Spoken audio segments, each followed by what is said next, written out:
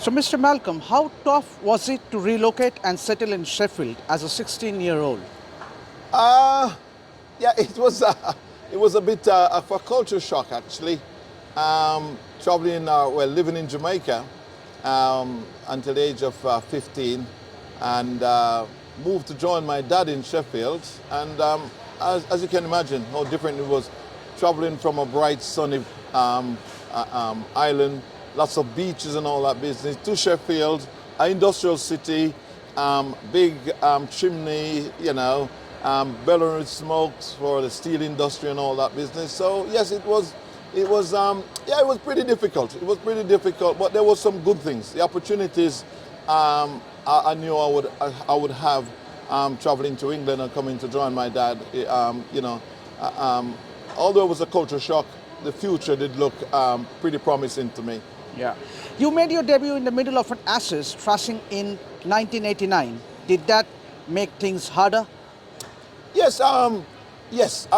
Again, making my debut for England, 1989, as you said, against the mighty Australians. We were thrown in the deep end. The story goes, obviously, there was a rebel tour. All the senior England guys actually went off to South Africa. I was selected to go to South Africa on the rebel tour. So a lot of the younger guys, myself, Angus Fraser, Michael Atherton, who went on to be England captain, a guy called Tim Curtis, we were thrown in the deep end to just fill a gap.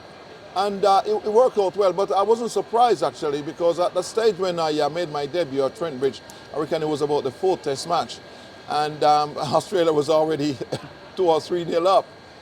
So it was going to be difficult. So yeah, it was quite a baptism.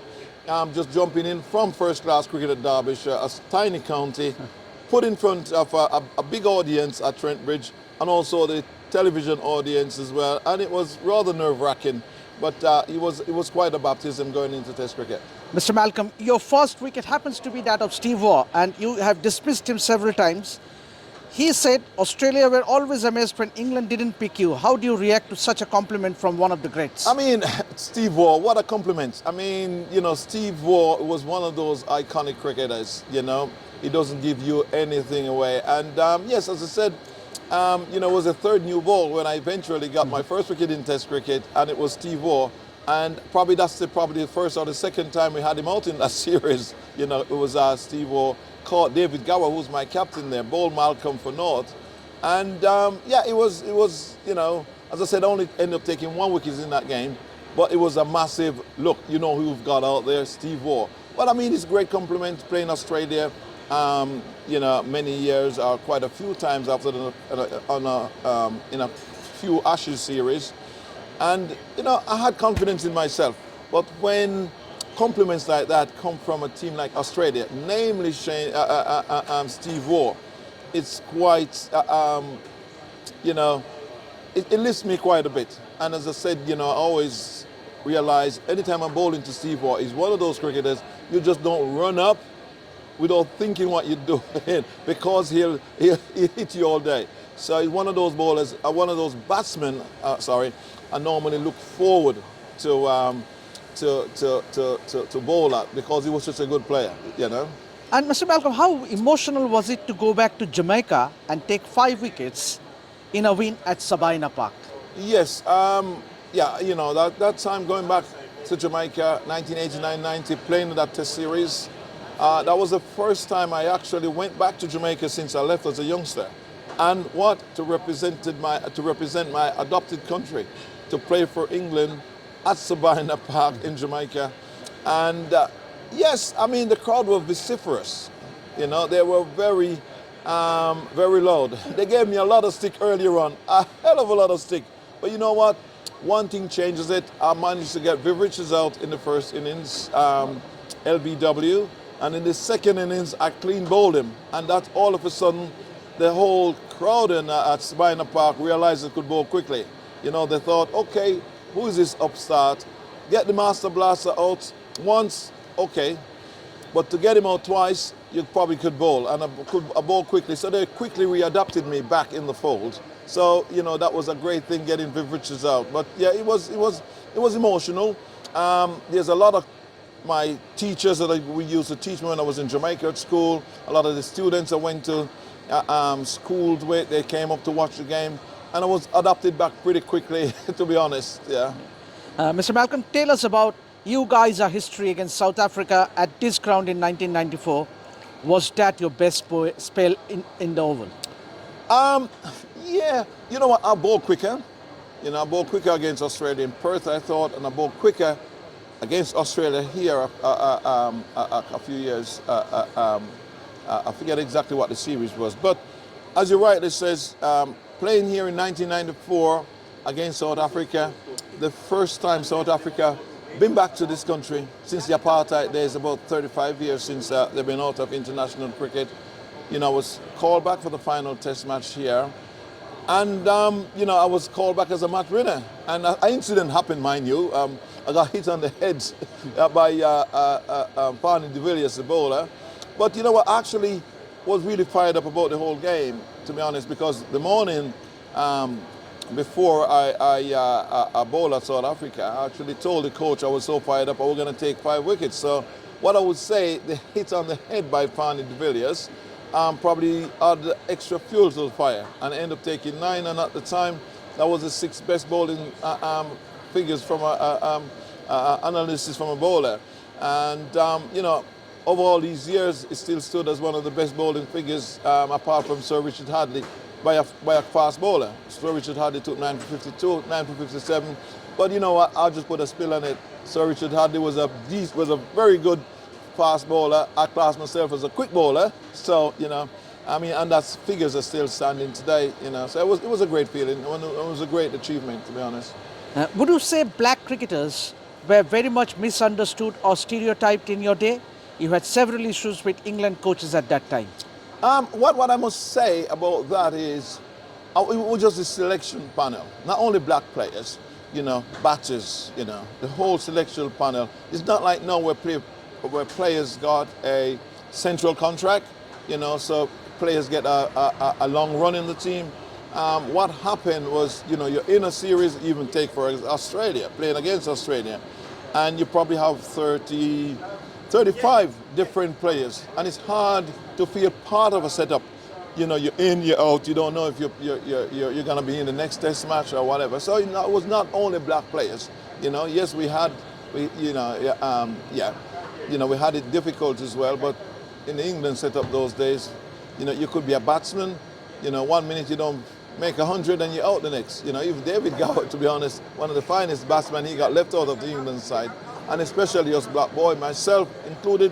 De Freitas is another one who got left out of the England side a hell of a lot of time, and it was just part of those things where we didn't know if we were going to be in 1 minute or out the next. So it was very difficult to concentrate and to feel part of the setup.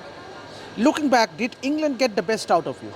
I would say not. As I said, you know, it wasn't where a central contract where players given a long run. If I was playing this era where, you know, you get in as a player and you know you're going to have a run, you're going to have 5 test matches on the trot, you're going to have 10 test matches on the trot, and I know I'd perform a lot better. And I probably, you know, if I was playing now, I probably would have played a hell of a lot more tests. Rather than playing, I probably played 40 tests over almost a decade, and that's not good for consistency. 1 minute you're in, next minute you're out. So it was very difficult. But yeah. You toured India in 92-93, a spin-dominated series. Which Indian pacers have impressed you since? What do you make of Bumrah? How big a miss is he on this pitch here at the Oval? Well, I mean, Bumrah, I mean, you look on that guy figure, his bowling figure, his bowling performances, you know, with that short run-up, his wrist position, what he can do with the ball. I reckon he's probably going to go down, you know, as one of the best bowlers. I mean, look at his figures and his stats. Unbelievable. And as I said, a pitch like this, you know, it's a close series. I do feel, although they probably decided from before I left India, they were going to be participating in 3 test matches. But a game like this, well, you know, he would be a handful playing on this pitch, to be honest. And yeah, as I said, Bumrah, absolutely fantastic bowler. He will be missed. You know, if I was part of the India setup, with the series this close, I probably would have risked him to play him in this game, to be honest. But obviously, It was long decided he wasn't going to be playing this test match. But yeah, what a bowler. Absolutely fantastic. But would you reckon that he's perhaps the greatest bowler in contemporary era? And yes, yeah. I mean, you know, you give him a little bit more time. But if, as I said, you look on his record, look on his strike rate, look on his averages, you know, all format of cricket he plays, he's just top of the league. You know, he's got a very unique run-up, unique action, and but his stats speak for itself. To be honest, absolutely fantastic bowler, incredible player. Yeah, and obviously talking about Jofra Archer, how big a factor could Archer be in the Ashes? Yes, Have you spoken to him much? Yes, I've spoken to Jofra quite a bit. I just had an African Caribbean Cricket Festival a couple of weeks ago, just before I went to Old Trafford Test match, and it's nice to see him back in Test cricket. He'll be pivotal, he'll be vital, he and Wood, if we're going to do well in the Ashes. To be honest, the last Test match at the Oval, at Old Trafford, I probably wouldn't have played him there. I would have saved him for this Test match, you know, because he hadn't played Test cricket for a long time. He played at Lord's, he did okay. I would have rested him at Old Trafford and let him have a go on this pitch. And he probably would have been a handful here, actually. You know, the pitch have a tinge of grass, a bit of bounce and all that business. But yeah, we hope he continues his recovery and his fitness. And we need him and Wood fully on all 6 cylinders in Australia, and we'll stand a good chance of winning the Ashes there. How big a blow is Chris Woakes now that he's not going to bowl in this Test match? Well, I mean, to be honest, I saw that injury. In our time, that wouldn't happen to me because we wouldn't dive. We were told not to dive on the boundary. You're here to bowl, to take wickets. And, you know, you look at Chris, he's a senior bowler. He played all Test matches. He was going to be a pivotal part of this. He's going to be leading this attack. And all of a sudden, he's not there to bowl for the rest of this match. It's going to be very difficult for these boys, you know. I mean, Gus now have to get in there and lead the attack. He bowled very well in the first inning, but again, to be honest, you know, if we bowled the way we should have yesterday, probably India should have been all out. You know, and this young Indian batting lineup, they won't give it away. You know, but yeah, it's going to be a massive blow for England. So we have 3 seamers to take. Probably we need to take another 10 and another 14 wickets to win the Test match. You know, but it's going to be, you know, it's going to be difficult without Woakes. Yeah. And finally, our last couple of questions. What does the ECB do to help, or rather facilitate, black and ethnic minorities? I'm told that you are involved in some sort of work. Yes, I am. I now do some days. I do 3 days a week for the ECB. I work in the diverse communities, in the African Caribbean communities. I'm just trying to get the children, as you rightly said, you know, quite a few years back, there was probably 30, 35 black players playing in the county championship. There's not many playing right now. And the various barriers, cricket are seen as a posh sport, very expensive sport to play. So those barriers we're trying to break down. So yes, we're back in the communities. And what I found out, to get the children to take cricket up, I have to go way, way back. You know, thinking about the grandparents and the parents, because at one stage, cricket was, you know, what used to connect the African Caribbean communities. So we're just trying to break those own barriers, get the parents to encourage their kids to play cricket. And the ECB and the EDI department will make sure we provide the help, provide the coaching, improve facilities, you know, kits, and have good coaches for these children. But, you know, just leave it to them to just into school. They've got so much distraction though. You understand? They've got football, you know, the computers and various different things that these kids do.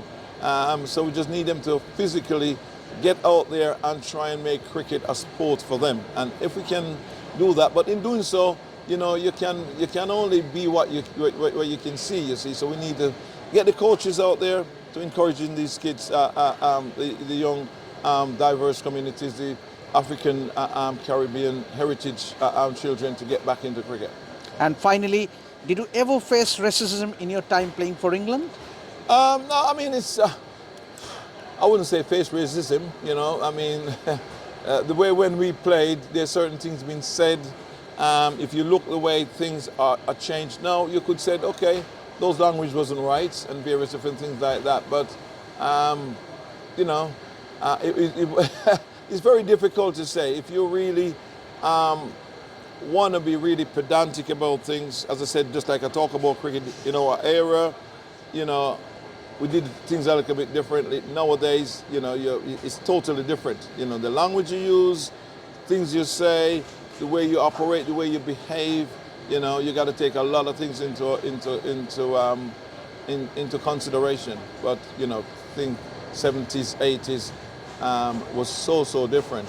But no, personally, I would say no. It's a pleasure talking to you, sir. Okay, let's Thank hope you.